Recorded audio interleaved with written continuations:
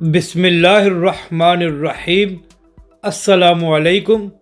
تحریک لبیک کا مہنگائی کے خلاف مارچ، عمران خان اور اپوزیشن کو بڑا سرپرائز۔ اس ویڈیو میں ہم اسی کے متعلق بات کریں گے۔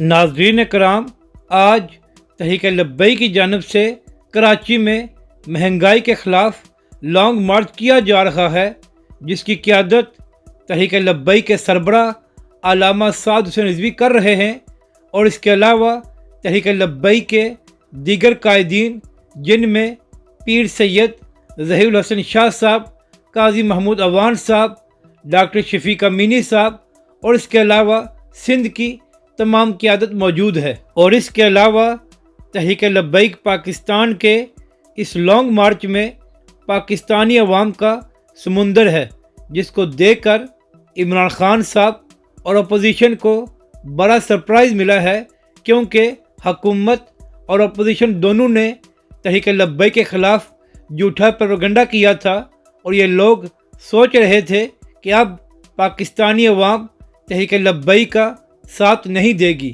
مگر آج کے مارچ میں پاکستانی عوام کا اتنی بڑی تعداد میں شرکت کرنا اس بات کا ثبوت ہے کہ پاکستانی عوام اب حکومت اور اپوزیشن سے بیوقوف نہیں بنے گی، اور وہ تحریک لبیک پاکستان اور علامہ سعد حسین رضوی کا ساتھ دے گی۔